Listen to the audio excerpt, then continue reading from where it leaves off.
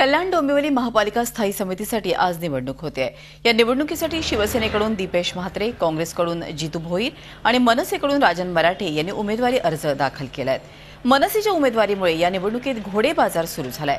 सर्वच पक्षांनी रणनीती आखली आहे। मनसेच्या उमेदवारीमुळे शिवसेनेसाठी ही निवडणूक मोठं आव्हान बनली आहे। भाजपच्या नगरसेविका अर्चना कोठावडे या 2 दिवसांपासून संपर्कात नसल्यानं युतीमध्ये अस्वस्थता निर्माण झाली आहे। तर काँग्रेसचे नगरसेवक आयुब कुरेशी हे परदेशवारीवर असल्यानं काँग्रेसमध्ये देखील अस्थिरता आहे। मात्र आयुब कुरेशी हे संपर्कात असून ते मतदान करण्यासाठी येतील असा दावा काँग्रेसचे गटनेते सचिन पोटे यांनी केलाय। स्थायी समितीमध्ये शिवसेना 6, भाजप 1, राष्ट्रवादी 2, काँग्रेस 2, मनसे 4 आणि अपक्ष 1 असे पक्षीय बलाबल आहे।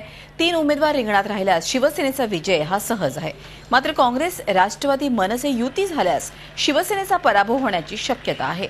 कल्याण डोंबिवली महापालिका राजकारणात नवं समीकरण निर्माण होण्याची देखील शक्यता आहे।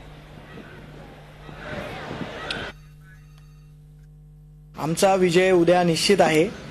आमचे सदस्य आमच्या बरोबर आहेत आणि उद्या आज आम्ही फॉर्म भरलेला आहे 11 वाजताच्या सुमारास। त्या प्रसंगी आमच्या महापौर, आमचे जिल्हा प्रमुख आणि सर्व सदस्य उपस्थित होते आणि उद्या आमचा विजय निश्चित आहे।